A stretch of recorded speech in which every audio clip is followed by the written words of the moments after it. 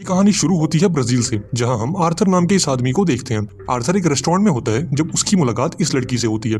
लड़की आर्थर से कहती है कि मैं एक लंबे अरसे से तुम्हारी तलाश में हूँ, क्योंकि मेरे बॉस ये चाहते हैं कि तुम उनके कहने पर 3 लोगों का मर्डर करो। इसलिए जब ये लड़की उसे इस काम का ऑफर देती है तो आर्थर उसे साफ मना कर देता है। अब आर्थर से ना सुनकर ये लड़की उसे धमकाने लगती है कि अगर उसने ये काम नहीं किया तो वो पुलिस को ये बता देगी कि आर्थर अभी भी जिंदा है और वो ब्राजील में छुपा है। लेकिन अभी ये लड़की अपनी बात पूरी करती उससे पहले आर्थर उसकी एक तस्वीर खींच लेता है। ये देखते ही वो लड़की और उसके सभी गुंडे आर्थर पर अटैक कर देते हैं, लेकिन अपने आर्थर ने भी कोई कच्ची गोलियां नहीं खेली। वो एक एक करके सभी को मार गिराता है और बिल्डिंग से कूदकर एक केबल कार पर लटक जाता है। इधर वो लड़की और उसके बाकी गुंडे भी केबल कार में आते हैं और उसमें आर्थर को ढूंढने लगते हैं। अब सभी उसे नीचे ढूंढ रहे थे, पर आर्थर तो केबल कार के ऊपर खड़ा था। ये जानकर वो लड़की भी ऊपर फायर करने लगती है, पर आर्थर समय रहते केबल कार से कूद जाता है और एक पैराग्लाइडर पर लटक कर वहां से निकल जाता है। इसके बाद आर्थर अपने खुफिया अड्डे पर पहुंचता है, जहां उसने ढेर सारे पैसे, कुछ हथियार और अलग अलग देशों के पासपोर्ट छुपा रखे थे और एक नया पासपोर्ट लेकर थाईलैंड निकल जाता है।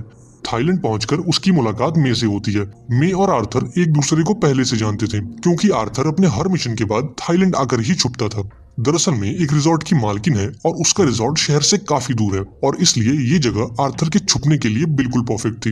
रात को आर्थर उस लड़की के बारे में पता लगाता है जो उसे कल रेस्टोरेंट में मिली थी। अब थोड़ी रिसर्च के बाद उसे ये बात पता लगती है कि वो लड़की क्रेन नाम के एक माफिया के लिए काम करती है।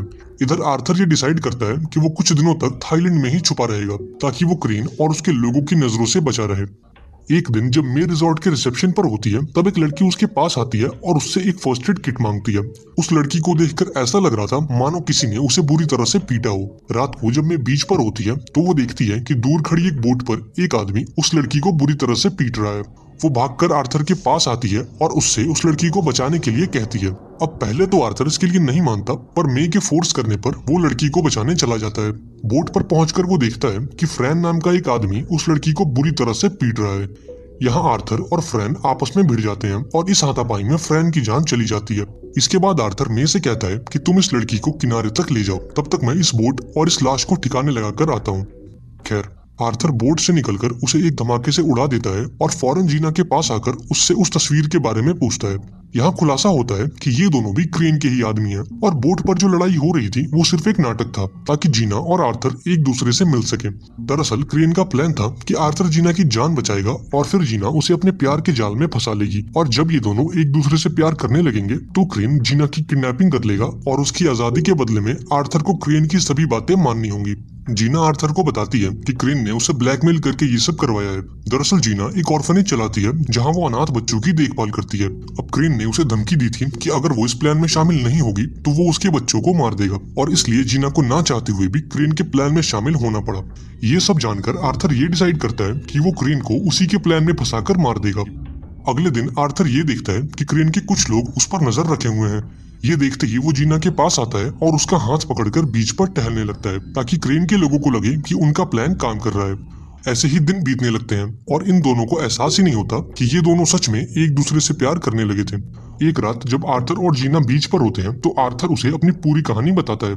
आर्थर जीना को बताता है कि वो भी एक अनाथ है और बचपन में उसे एक गैंगस्टर ने खरीद लिया था जो बच्चों को हत्यारा बनने की ट्रेनिंग देता था। इस कैंप में आर्थर के साथ साथ क्रेन भी मौजूद था और उन दोनों ने ये प्लान बनाया कि वो इस कैंप से भाग जाएंगे। अब आर्थर तो कैंप से भाग निकला, पर क्रेन पकड़ा गया और फिर उन लोगों ने उसे बहुत मारा, और अब सालों बाद क्रेन इसी बात का बदला ले रहा है।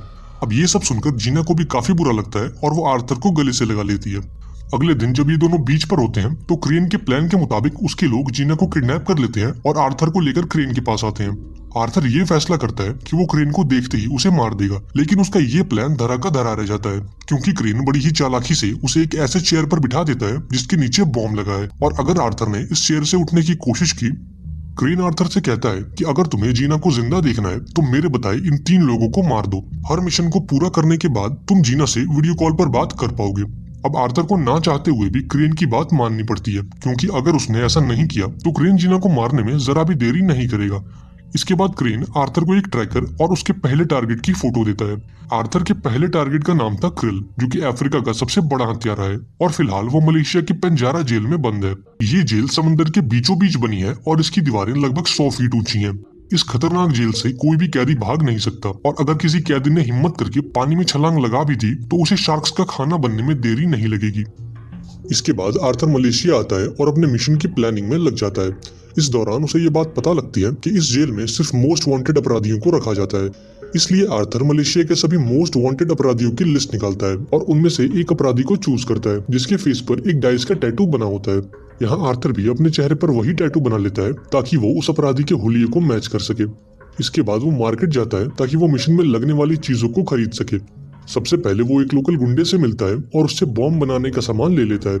इसके बाद वो एक खास क्रीम खरीदता है जिसे लगाने से शार्क्स उसके नजदीक नहीं आएंगी। इसके बाद आर्थर अपने अड्डे पर आता है और एक खास किस्म का बॉम्ब बनाता है जो कि देखने से एक आम च्युइंगम लगती है। अगले दिन वो अपना नया हुलिया लिए शहर में घूमने लगता है और पुलिस उसे वो वांटेड अपराधी समझकर गिरफ्तार कर लेती है। इसके बाद आर्थर को उसी जेल में लाया जाता है जहां क्रिल पहले से मौजूद है।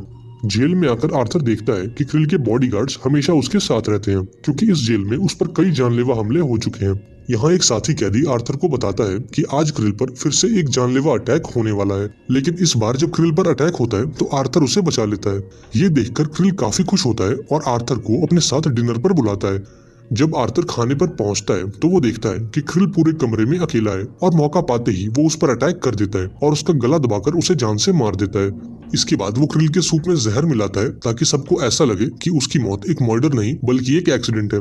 इसके बाद वो जेल की दीवार के पास आता है और छेद में बारूद भरकर उसे जला देता है। फिर वो उस ट्रैकर को निकलता है और अपनी बॉडी पर वो क्रीम लगाता है ताकि शार्क्स उससे दूर रहें।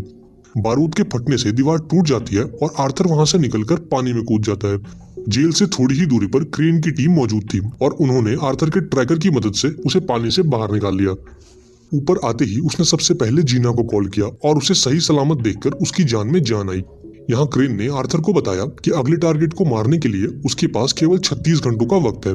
आर्थर के अगले टारगेट का नाम था एड्रियन, जो कि ऑस्ट्रेलिया में एक 58 फ्लोर वाले बिल्डिंग के टॉप फ्लोर पर रहता है। उसकी बिल्डिंग के सभी शीशे बुलेट प्रूफ है और उसकी सिक्योरिटी के लिए उसके चारों तरफ गार्ड्स तैनात रहते हैं। लेकिन उसने अपने बिल्डिंग के बाहर एक ओपन पूल बनवाया है जहां वो हर सुबह स्विमिंग करने आता है। अब आर्थर भी इस बात को नोटिस कर लेता है और वो डिसाइड करता है कि वो एड्रियन को इस पूल के जरिए ही मारेगा। सबसे पहले आर्थर एक ब्रोकर से मिलता है और एड्रियन के नीचे वाले फ्लैट का खरीदार बनकर उस फ्लैट को देखने चला जाता है। यहाँ आर्थर उस फ्लैट की चाबी की एक फोटो क्लिक कर लेता है ताकि वो उसकी एक डुप्लीकेट चाबी बना सके।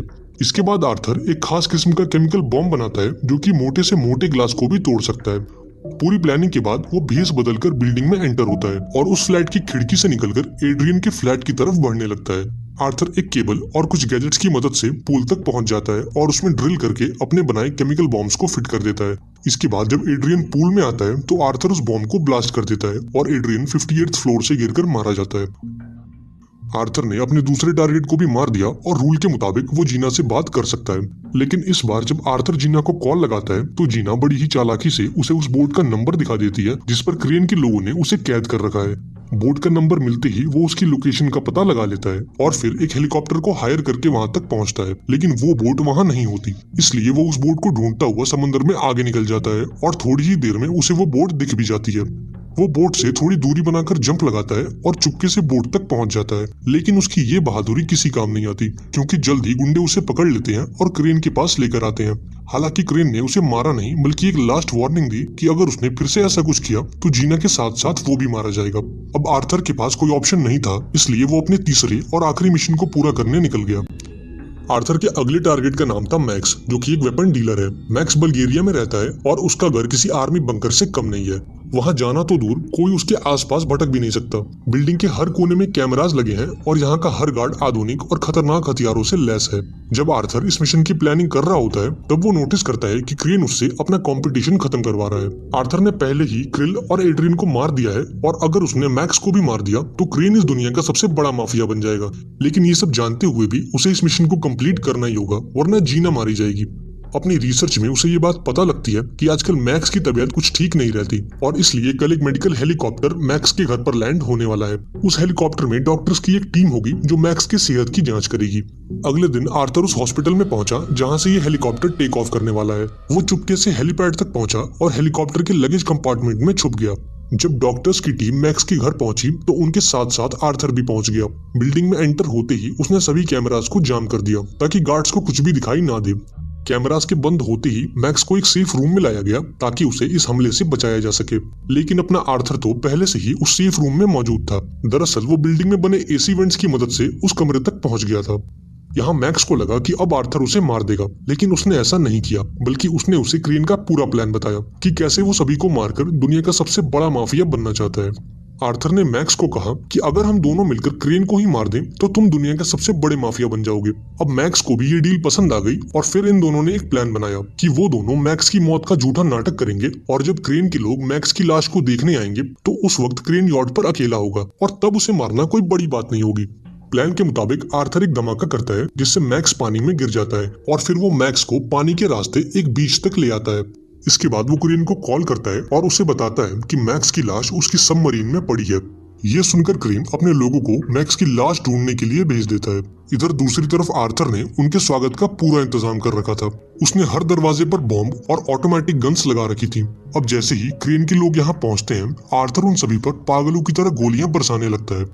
इधर क्रेन भी अपने कैमरास की मदद से ये सब देख लेता है और वो समझ जाता है कि आर्थर ने उसे धोखा दिया है। इधर आर्थर भी उस बोट की तरफ निकल जाता है और वहां पहुंचकर क्रेन के बचे कुचे लोगों को भी मार देता है। क्रेन ये सब देखकर काफी घबरा जाता है और इसलिए वो जीना को एक कमरे में बंद कर देता है।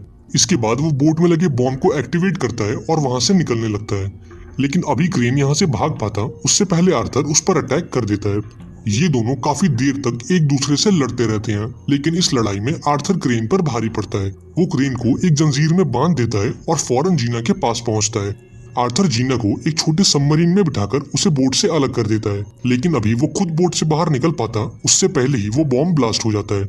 इस हादसे में जीना की जान तो बच गई, पर आर्थर का कुछ पता नहीं चला। इसके बाद मैक्स के लोगों ने बोट का मलबा बाहर निकाला, पर ना तो उन्हें आर्थर मिला और ना ही उसकी लाश। इस हादसे के कुछ महीनों बाद हम फिर से जीना को देखते हैं, जो कि कंबोडिया में अपने अनाथ आश्रम में होती है। तभी उसके सामने आर्थर आ जाता है, जो कि बिल्कुल ठीक होता है। इसका मतलब उस हादसे में आर्थर की मौत नहीं हुई थी। दरअसल वो बोट के स्टील चेंबर में छुप गया था, जो लोगों को ऐसे धमाकों से बचाने में काम आती है। और इसी के साथ ये शानदार मूवी यहाँ पर एंड हो जाती है। अगर वीडियो अच्छी लगी हो तो इसे एक लाइक जरूर कर देना।